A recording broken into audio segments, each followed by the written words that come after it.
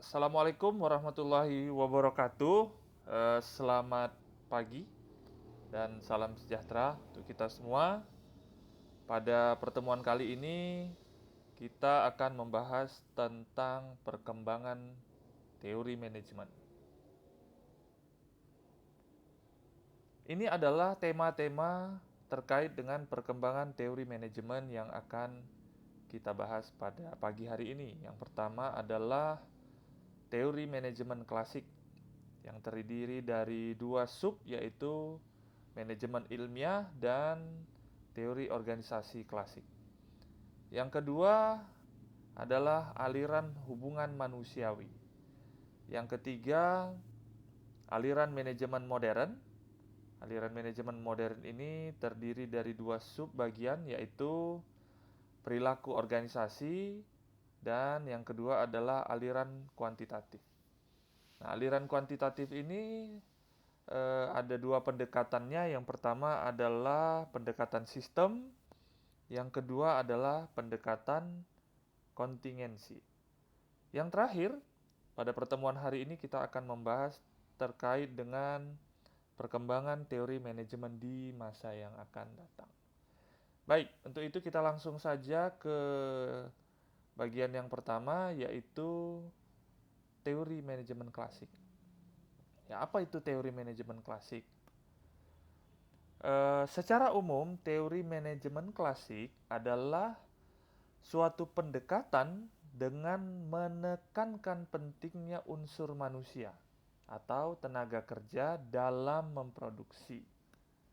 Jadi, produksi itu fokusnya adalah tenaga kerja atau manusia.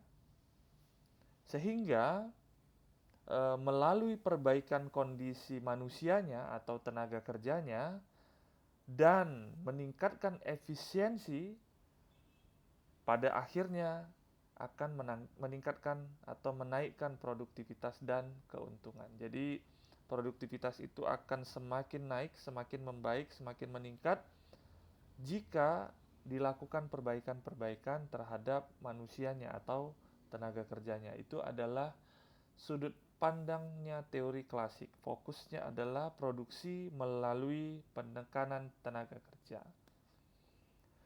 Ada beberapa pakar atau beberapa ahli manajemen yang mencoba untuk mendefinisikan mendefinisikan teori-teori manajemen melalui pendekatan manajemen klasik ini.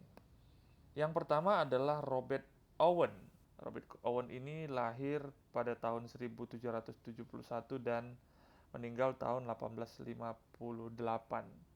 Apa kata Robert Owen terkait dengan teori manajemen klasik?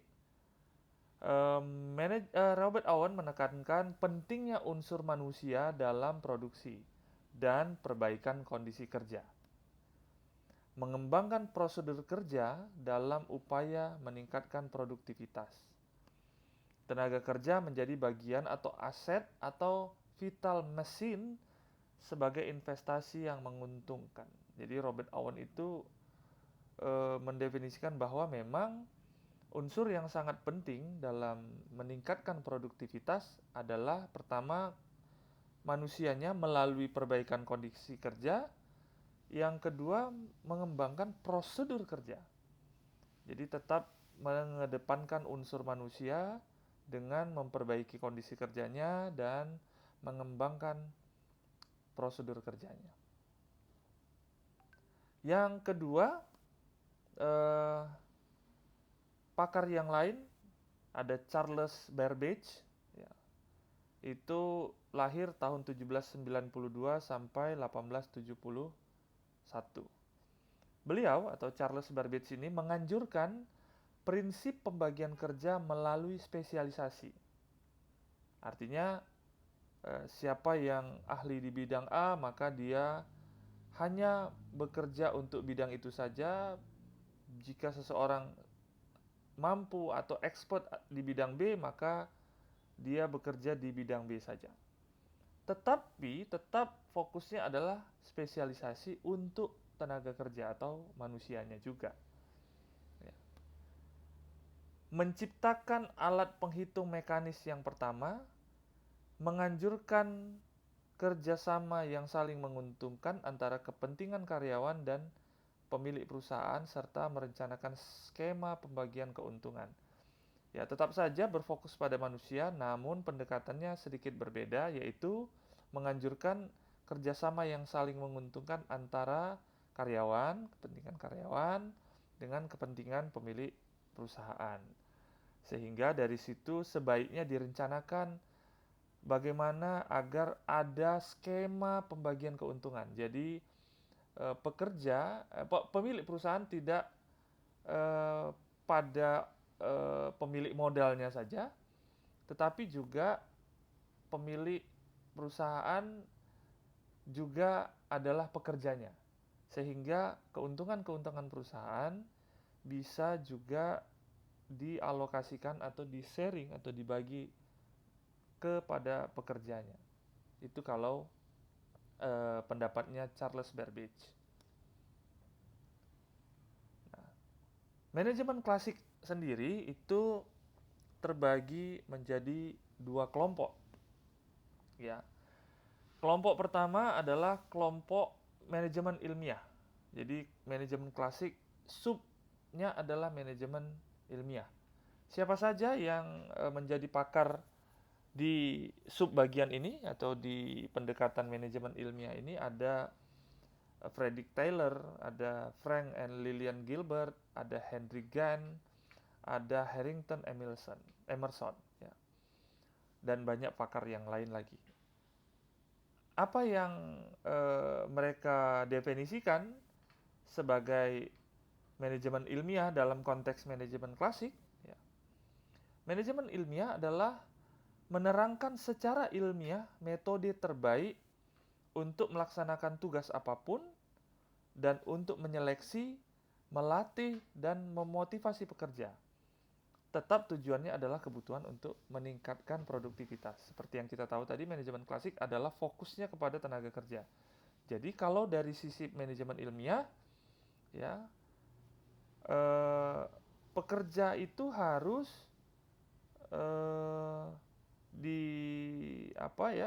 didesain metode terbaik untuk melaksanakan tugasnya, apapun itu. Kemudian harus diseleksi siapa yang akan mengerjakan tugas-tugas itu, harus dilatih, dan harus dimotivasi. Ya, tujuannya tetap untuk meningkatkan produktivitas. Di sisi yang lain, ada sudut pandang lain di manajemen klasik, yaitu teori organisasi klasik. Beberapa pakar diantaranya ada Henry Fayol, James Money, ada Mary Parker, Herbert Simon, dan Chester Bernard. Apa kata mereka terkait dengan manajemen klasik dari sudut pandang teori organisasi klasik? Mereka mengatakan bahwa yang harus dilakukan adalah menumbuhkan kebutuhan untuk menemukan pedoman pengelolaan organisasi yang kompleks. Jadi ada dua pendekatan yang berbeda untuk manajemen klasik ini. Menurut Frederick Taylor, ya, Frederick Taylor ini tadi adalah pakar di ekonomi klasik, manajemen klasik, ya, dari sudut pandang manajemen ilmiah. Ya. Nah, Frederick Taylor ini dikenal sebagai bapak manajemen ilmiah. Ya, lahirnya tahun 1856 dan meninggal di tahun 1915. Ya, kalau ditanya siapa bapak manajemen ilmiah, Frederick Taylor. Ya. Frederick Taylor menggambarkan bahwa manajemen ilmiah diartikan dengan metode ilmiah pada studi, analisis, dan pemecahan masalah organisasi serta efisiensi kerja organisasi.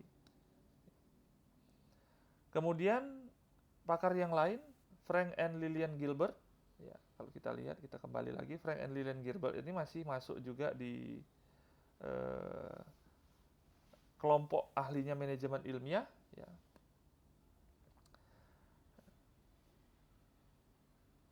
Hidup di tahun 1868 sampai 1924.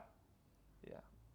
Beliau mengatakan bahwa dengan pendekatan kepada efisiensi serta aspek manusia dalam kerja, Jadi tetap juga aspeknya manusia yang menjadi fokusnya, seperti seleksi, penempatan, dan pelatihan tenaga kerja, dengan tujuan akhir membantu para tenaga kerja mencapai seluruh potensinya sebagai makhluk hidup. Ini menurut si Frank and Lillian Gilbert.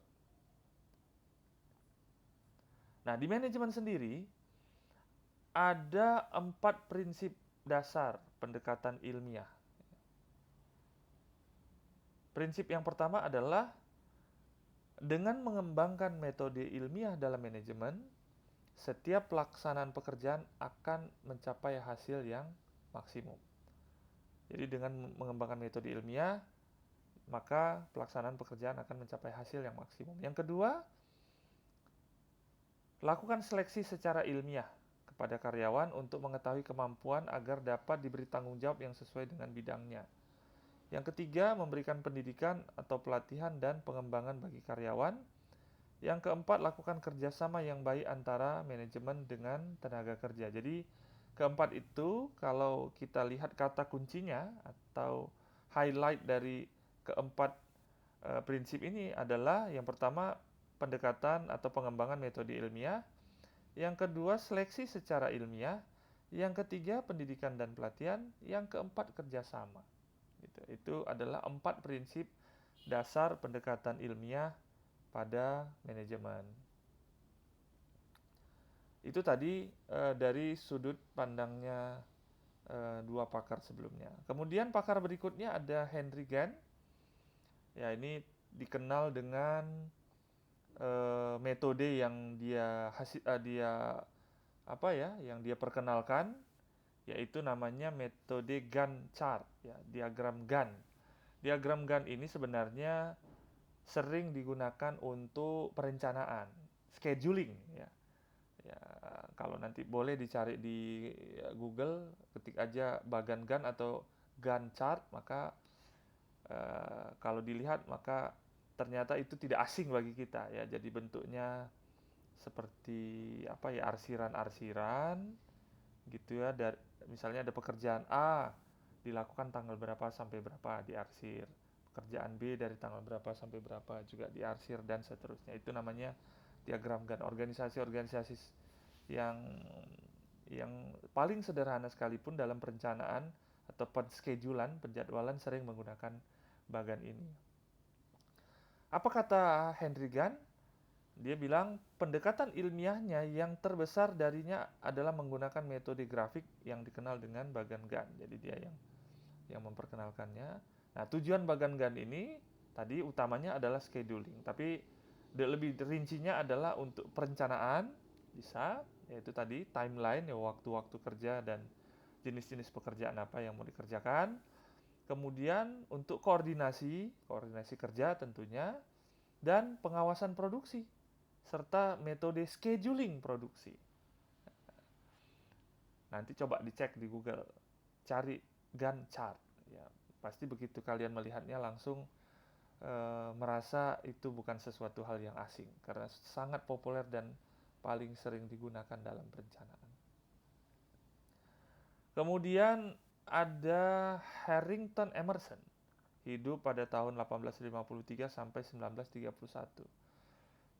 Harrington Emerson ini memperkenalkan prinsip-prinsip efisiensi. Jadi menurut Harrington Emerson ada 12 prinsip efisiensi. Ya. Bisa kita lihat yang pertama adalah tujuan dirumuskan dengan jelas. Jadi supaya efisien maka yang pertama kali dilakukan adalah merumuskan tujuan. Yang kedua, kegiatan yang dilakukan masuk akal. Jadi kalau kita sudah punya tujuan, maka kemudian untuk mencapai tujuan tersebut ada tahapan-tahapan kegiatan yang harus dilakukan. Tentu tahapan-tahapan kegiatan itu juga harus make sense atau masuk akal. Masuk akal maksudnya bukan sesuatu yang tidak kasat mata ya, tapi masuk akal dari sisi pekerjaan itu bisa dilakukan atau kegiatan itu bisa dilakukan. Waktu ya yang direncanakan tidak tidak lebay gitu ya. Artinya kalau ini bisa dilakukan 3 hari ya 3 hari dibuat, jangan 1 hari, karena tidak mungkin dilakukan dalam 1 hari. Atau harusnya 3 hari dibuat di perencanaan 7 hari, itu juga nggak make sense. Masa sebegitu aja pekerjaannya butuh waktu 7 hari? Atau sebaliknya ya, sebegitu pekerjaannya masa dipaksakan dikerjakan dalam 1 hari, itu artinya tidak masuk akal. Jadi kegiatan yang dilakukan harus masuk akal, baik itu jenisnya, waktunya, atau mungkin hal-hal yang lain ya. Yang ketiga, ada staf yang cakap atau yang mumpuni. Ada staf yang mampu ya, mampu melakukan kegiatan-kegiatan itu dengan baik. Kemudian disiplin. Ya, ketika sudah dipatok satu kegiatan itu dilakukan 3 hari, ada staf yang mumpuni yang bisa melakukan kegiatan itu. Kalau tidak disiplin dalam melaksanakan kegiatan itu, percuma saja. Tidak, ya dia punya kemampuan, sudah dijadwal 3 hari, tapi dia tidak melakukan pekerjaan itu dengan sungguh-sungguh atau dengan disiplin, maka tidak akan bisa tercapai perencanaan sesuai dengan kegiatan yang akan dilakukan dan range waktu yang sudah direncanakan. Ya. Yang kelima adalah balas jasa yang adil. Harus seimbang antara beratnya beban pekerjaan atau kegiatan yang harus dilakukan oleh si tenaga kerja itu dengan apa yang kita berikan ke tenaga kerja tersebut, atau kompensasinya atau gajinya lah ya, atau balas jasa yang diberikan gitu ya. Kemudian yang keenam adalah laporan terpercaya, segera, akurat, konsisten, dengan sistem informasi yang baik dan akuntansi yang baik. Jadi ada reporting ya, reporting yang benar-benar bisa dipertanggungjawabkan maksudnya ya. Kemudian ada pemberian perintah dan perencanaan serta pengurutan kerja. Ya. Kemudian adanya standar dan schedule, metode dan waktu setiap kegiatan. Ya. Kemudian kondisi yang distandarisasi harus seperti ini. Ya. Misalnya urutan kegiatannya adalah misalnya membangun rumah, memasang keramik. Memasang keramik itu ada standarisasinya, harus seperti ini. Kalau tidak seperti itu standarnya, maka tidak cocok dengan, atau pekerjaannya tidak benar, tidak baik, tidak betul. Operasi yang distandarisasi gitu ya. Kemudian instruksi praktis tertulis yang standar. Kalau boleh ada instruksinya secara tertulis, bukan lisan. Prosedurnya ada SOP-nya. Ya. Kemudian balas jasa efisiensi. Jika dia sudah mencapai target dan kadang-kadang bisa mencapai target atau lebih dari target yang ditetapkan, sebaiknya ada balas jasa untuk efisiensi itu. Ada juga rencana-rencana insentif yang akan diberikan. Jadi kita dari awal memang sudah punya regulasi bahwa jika pekerjaan diselesaikan tepat waktu atau misalnya lebih cepat dari waktunya, katakanlah begitu, maka si pekerja akan diberikan insentif, dan itu sudah ada regulasinya.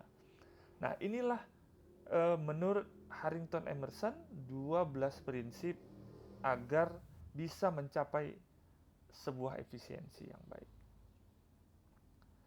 Nah, dari semua pakar yang mengungkap atau berpendapat tentang manajemen ilmiah ya, sebagai salah satu bagian dari manajemen klasik, apa sih sebenarnya kontribusi dari pandangan ini, dari perspektif ini kepada ilmu manajemen?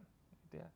Yang pertama adalah metode manajemen ilmiah terbukti dapat diterapkan pada bermacam kegiatan organisasi. Jadi tidak hanya organisasi yang berorientasi pada laba saja. Jadi organisasi-organisasi non-profit, ya, organisasi kemanusiaan, kepemudaan, organisasi-organisasi yang sesederhana mungkin juga bisa menggunakan metode manajemen ilmiah ini, dan memang benar-benar terbukti dapat diterapkan dengan target atau tujuan meningkatkan produktivitas.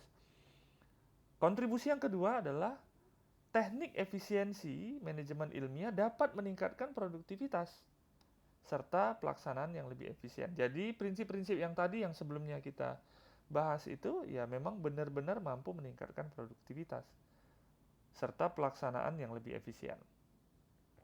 Kontribusi yang berikutnya dari sudut pandang manajemen ilmiah ini adalah seleksi ilmiah dan pengembangan ilmiah para karyawan dapat meningkatkan efektivitas karyawan. Jadi kalau karyawan diseleksi dengan cara-cara metode yang tepat sehingga terpilih karyawan-karyawan yang terbaik, ya, maka memang itu benar-benar dapat meningkatkan efektivitas. Kalau enggak, untuk apa gunanya ada rekrutmen dan seleksi, gitu ya. Tentu bertujuan agar mendapatkan input manajemen sumber daya manusia yang terbaik agar meningkatkan efisiensi karyawan. Yang keempat, kontribusi manajemen ilmiah lainnya adalah desain kerja yang dibuat itu dapat memudahkan para manajer untuk melaksanakan fungsinya dengan cara yang terbaik. Terakhir, manajemen ilmiah dengan pendekatan yang rasional dalam pemecahan masalah-masalah organisasi itu dapat menciptakan iklim profesionalisme di kalangan manajemen dan karyawan.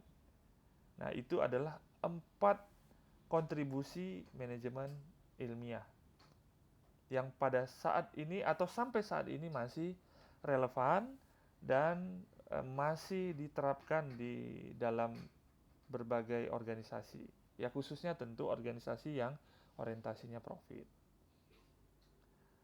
Di sisi yang lain, ya dengan tadi beberapa kontribusinya, ya tentu di sisi yang lain ada juga ya keterbatasan dari manajemen ilmiah ini. Yang pertama adalah kenaikan produktivitas tidak selalu diiringi dengan kenaikan pendapatan. Jadi kadang-kadang sudah produktif pun karyawannya, ya, sudah bagus pun kerja karyawannya sehingga meningkatkan produktivitas perusahaan secara keseluruhan, namun belum tentu itu sinergi dengan kenaikan pendapatan si karyawan itu, gitu ya. Kalau tidak ada regulasinya misalnya, atau tidak menjadi perhatian dari pemilik perusahaan, gitu ya. Karena itu tidak merupakan bidang kajiannya ekonomi klasik di dalam perspektif manajemen ilmiah. Yang kedua, manusia ini kan bukan barang yang punya karakteristik yang sama.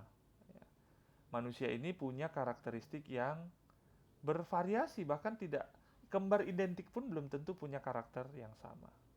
Sehingga itulah kadang-kadang yang menjadi faktor penghambat. Ya. Kita tidak bisa memberikan treatment yang sama untuk 2 orang yang berbeda. Ya. Jadi kadang-kadang dengan kesalahan yang sama, katakanlah 2 orang karyawan, kesalahannya sama, tapi untuk si A, karyawan si A, pendekatannya harus seperti memberikan punishment. Sementara yang kedua salahnya sama, kita tidak bisa menerapkan punishment, tapi mungkin dengan cara yang lain. Ya. Kalau dengan cara yang sama kadang-kadang tidak baik. Yang berikutnya adalah pendekatan rasional hanya memuaskan kebutuhan ekonomis dan fisik, tidak memenuhi kebutuhan sosial karyawan. Ya. Jadi karena dia pendekatannya ilmiah, maka yang terpenuhi adalah kebutuhan ekonomis dan fisik saja. Sedangkan kebutuhan sosial tidak. Kalau mau kebutuhan sosial yang juga terpenuhi, maka harus ada pendekatan yang lebih humanis, gitu ya, tidak paku mati menggunakan metode-metode ilmiah semata. Ya. Kemudian keterbatasan yang lain adalah manajemen ilmiah cenderung mengabaikan keinginan manusia untuk kepuasan kerja. Ya. Seakan-akan menganggap manusia itu sama semua tadi ya, dan mungkin seperti robot aja gitu ya. Sehingga manajemen ilmiah walaupun ada banyak kebaikannya, namun ada juga sisi-sisi lain yang menjadi keterbatasannya. Itu tadi ya, pendekatan klasik dari sudut manajemen ilmiah. Sekarang dari sudut satunya lagi, dari sudut teori organisasi klasik. Ya, tadi pakarnya salah satunya adalah Henry Fayol. Henry Fayol itu hidup tahun 1841 sampai tahun 1925. Nah, teori ini muncul dari adanya kebutuhan pengelolaan organisasi yang sangat kompleks, seperti misalnya mengelola pabrik.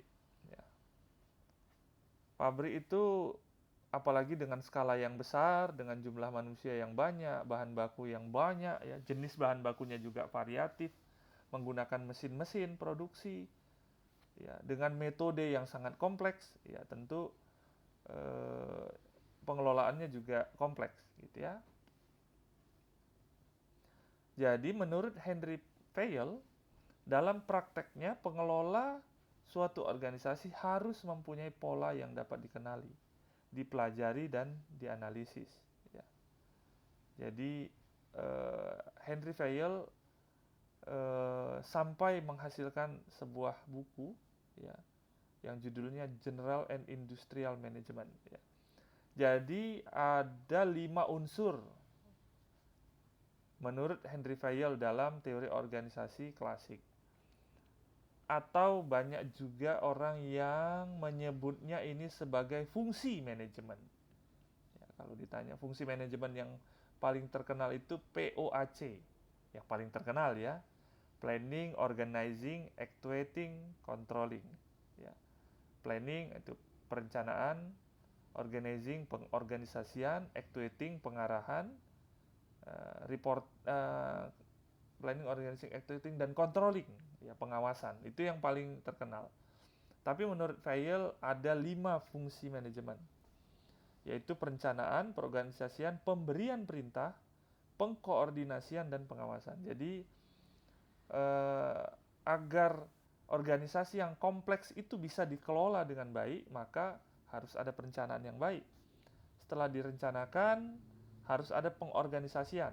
Ya, siapa mengerjakan apa, bagaimana hierarki manajerialnya, ada top management, ada middle, ada lower management, ya, ada manajer utama mungkin atau direktur utama, ada direktur pemasaran, keuangan, sumber daya manusia, operasional, dan yang lain-lain.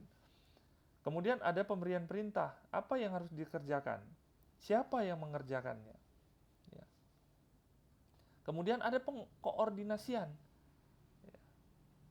Apalagi pabrik ya, dari mulai bahan itu jadi dari bahan baku, kemudian prosesnya ada, diapakan terlebih dahulu, kemudian setelah itu apalagi proses berikutnya, sampai akhirnya menjadi barang jadi. Itu kan butuh pengorganisasian, karena setiap bagian prosesnya ada orang yang mengerjakannya. Setelah dia selesai, itu akan dioper ke divisi berikutnya, ya, atau ke tahapan proses berikutnya, dan harus dikerjakan lagi oleh orang-orang yang ada di tahapan berikutnya sampai barangnya menjadi barang jadi. Dan itu semuanya perlu pengkoordinasian. Yang terakhir pengawasan. Ya, tidak mungkin meskipun para pekerja sudah tahu apa yang harus dikerjakannya, seperti apa cara mengerjakannya, apa target akhir dari pekerjaan itu, tapi tidak mungkin tanpa adanya pengawasan, gitu ya. Kemudian sama seperti halnya tadi pendekatan ilmiah, ya, teori organisasi klasik tentu juga ada kontribusinya dan keterbatasannya. Ya.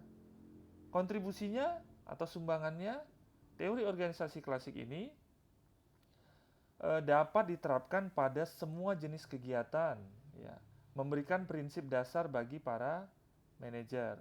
Yang tadi itu ya, planning, organizing, ya, actuating, controlling, ya. Dengan fungsi-fungsi tersebut manajemen tahu, ya, bagaimana dia bisa mengelola sebuah organisasi, ya.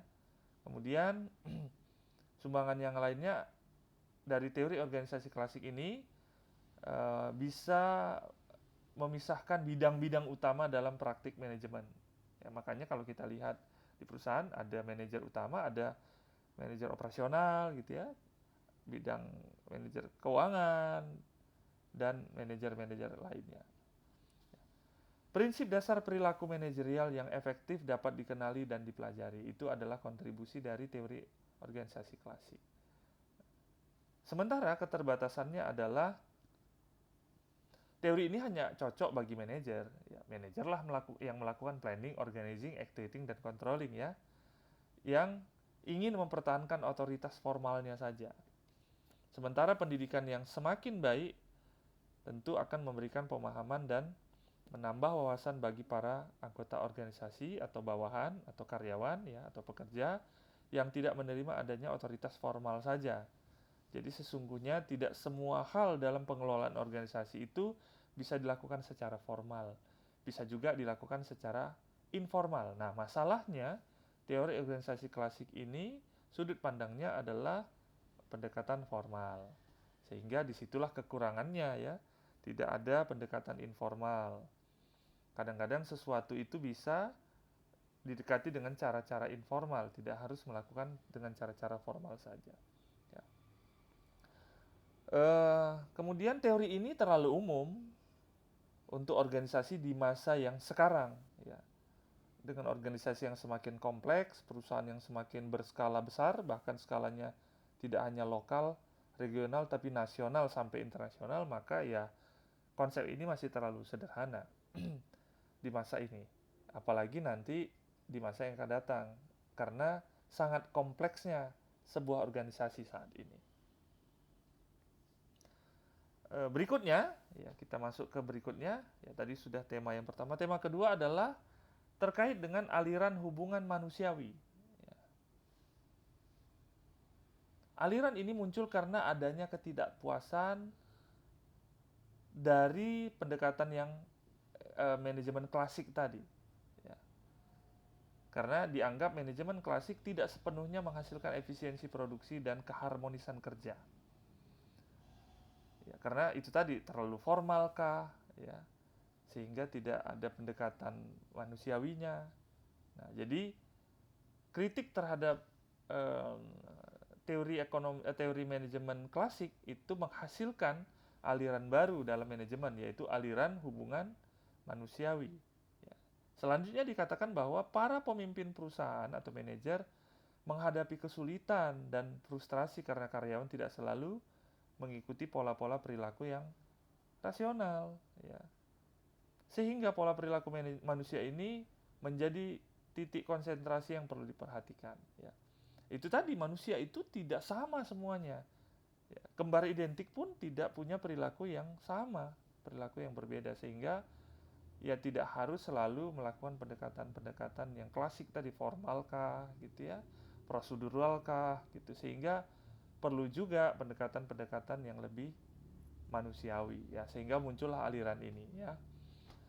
Nah, tokoh-tokoh manajemen yang memprakarsai aliran ini diantaranya adalah Hugo tahun 1883 sampai 1916, ada Elton Mayo tahun 1880 sampai 1949. Nah, kalau kita lihat range waktunya ini memang sedikit beririsan dengan lahirnya teori-teori manajemen klasik, namun lebih lebih baru ya. Ya, kalau ekonomi manajemen klasik lebih lama dibandingkan ini, karena ini muncul akibat dari ketidakpuasan terhadap teori-teori pendekatan manajemen klasik. Nah, berikutnya tentu ada kontribusi dan keterbatasan juga di aliran ini, aliran hubungan manusiawi ini ya. Dalam konteks penekanan kebutuhan sosial melengkapi pendekatan klasik, ya, jadi ini pendekatannya melengkapi yang sebelumnya juga sebagai usaha untuk meningkatkan produktivitas. Itulah kontribusinya. Jadi aliran ini melengkapi aliran ilmu manajemen klasik.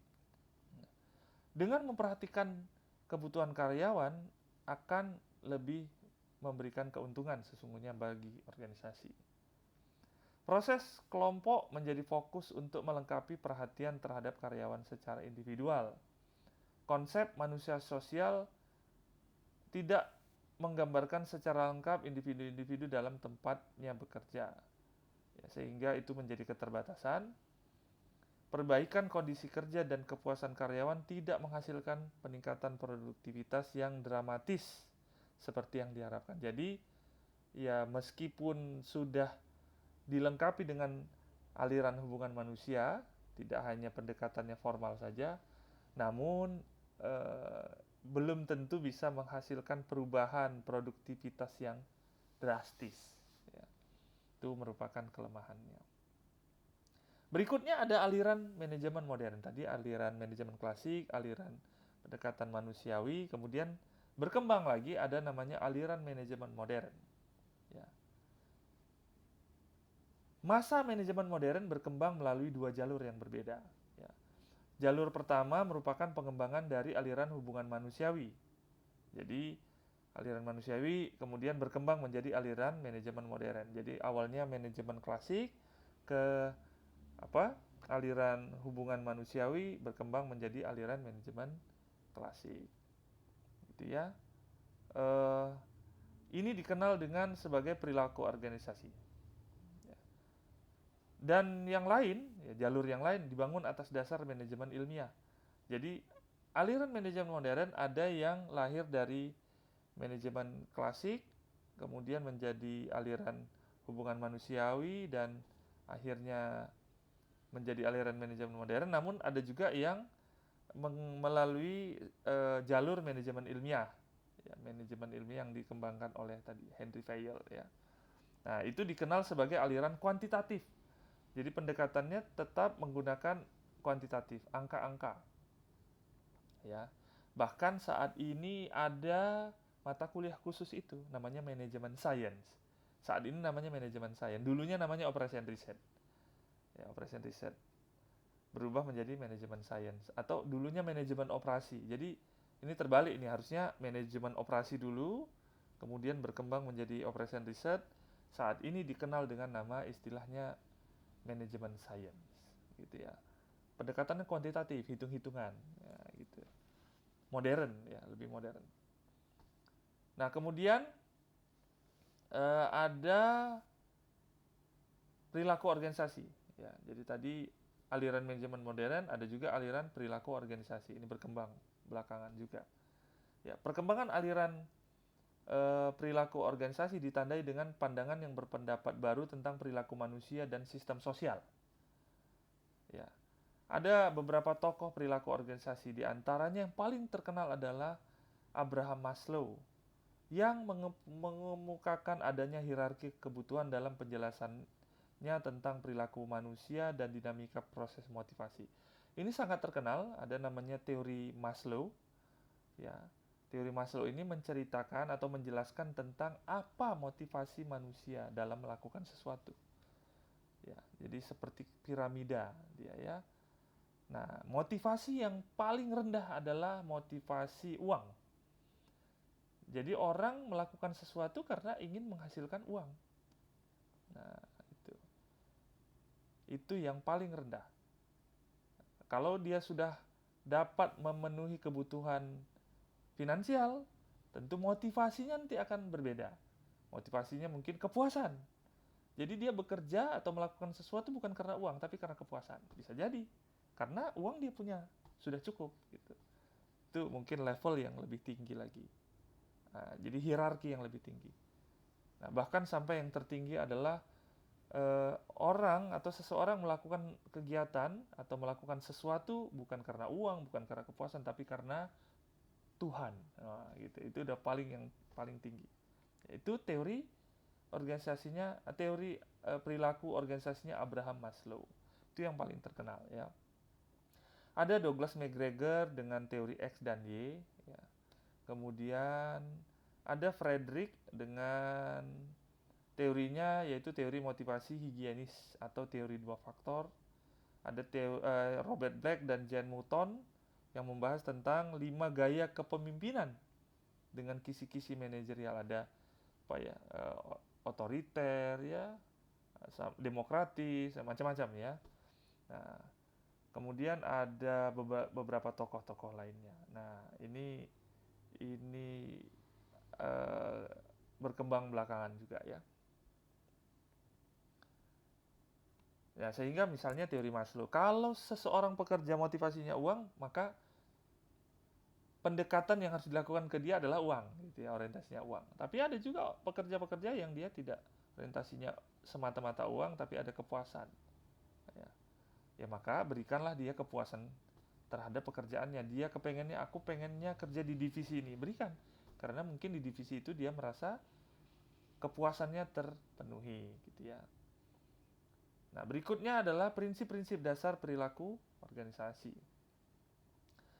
Beberapa prinsip dasar penting yang dapat disimpulkan dari pendapat para tokoh manajemen modern, gitu ya. Yang pertama adalah modern ya, bukan klasik ya. Klasik tadi sudah.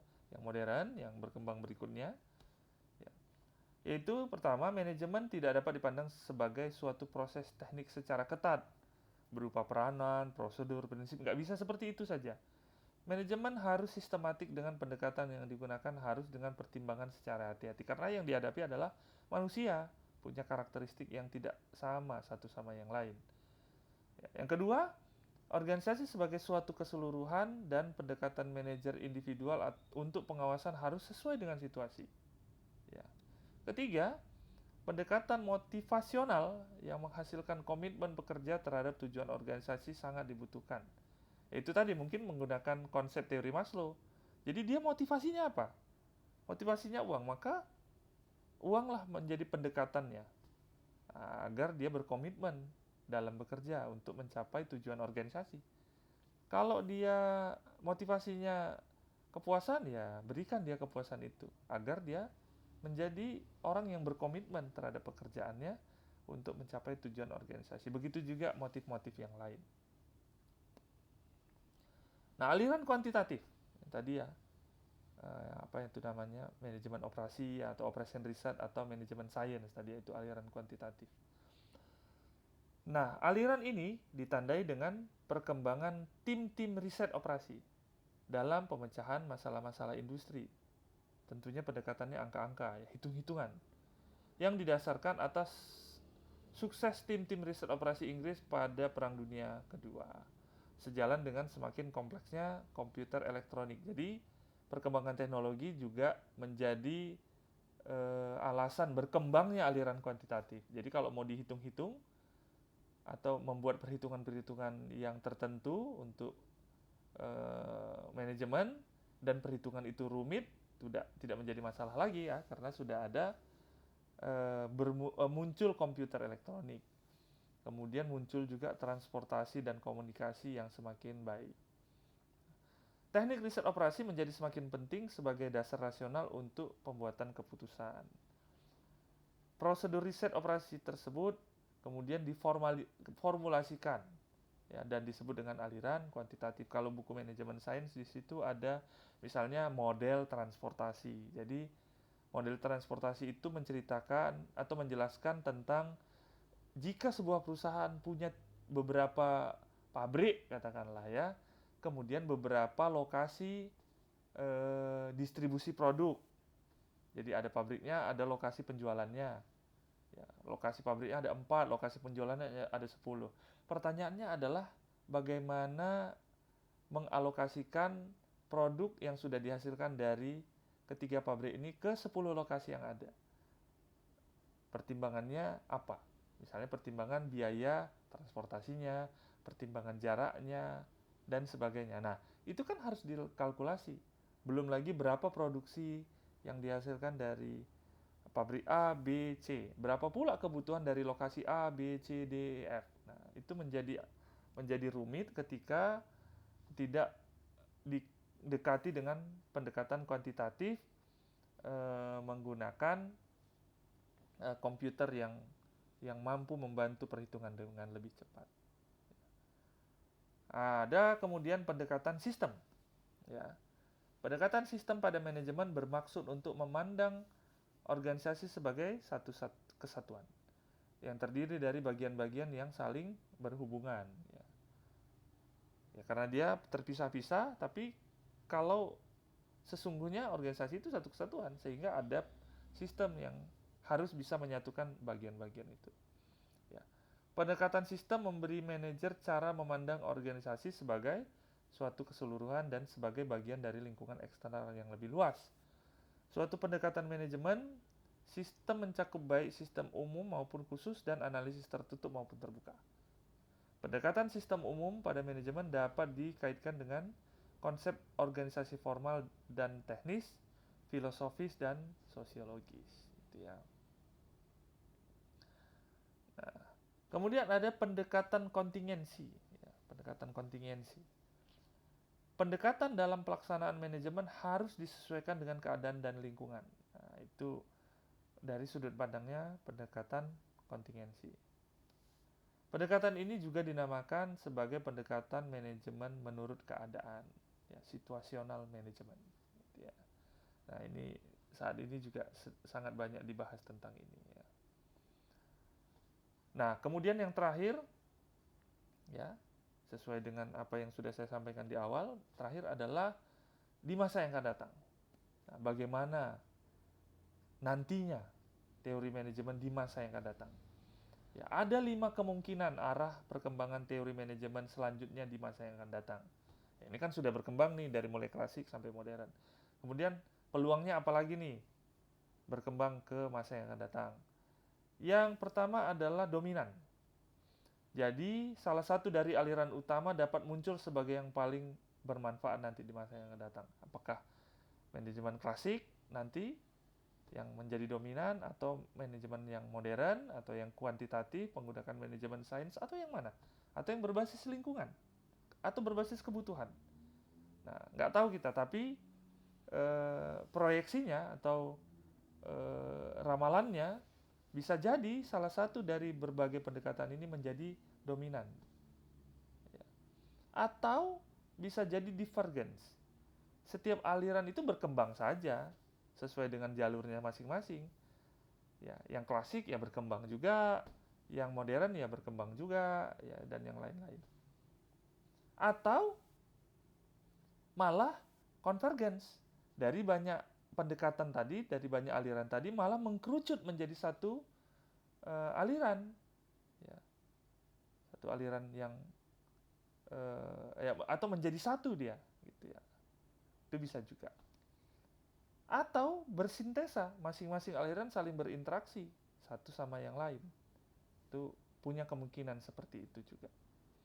Atau memungkinkan bertambahnya aliran-aliran baru. Ya. Jadi tidak yang lama, tapi muncullah aliran-aliran baru, konsep-konsep baru, dan pendekatan-pendekatan baru. Nah, jadi saya pikir itulah materi kita pada kesempatan kali ini. Ya, mudah-mudahan bisa memberikan pemahaman tentang bagaimana manajemen ini dari dulu sampai saat ini. Perkembangannya seperti apa, aliran-aliran apa saja yang ada, kemudian pakar-pakarnya siapa saja, kemudian seperti apa konsep-konsep yang mereka perkenalkan di aliran-aliran tersebut. Sampai kepada seperti apa nantinya bayangannya teori manajemen di masa yang akan datang. Ya. Saya pikir itu saja pertemuan kita hari ini. Mohon maaf sekali lagi saya tidak bisa langsung berinteraksi, baik itu secara offline maupun online menggunakan berbagai platform. Karena ada kegiatan yang bersamaan waktunya dan harus offline, maka saya sengaja membuat media belajar ini sehingga tidak mengganggu atau tetap on the track, kita tetap bisa kuliah di jam yang sesuai dengan jadwalnya. Ya. Sekali lagi mohon maaf dan terima kasih atas perhatiannya. Ya. Kita jumpa di pertemuan berikutnya. Assalamualaikum warahmatullahi wabarakatuh. Sampai jumpa lagi.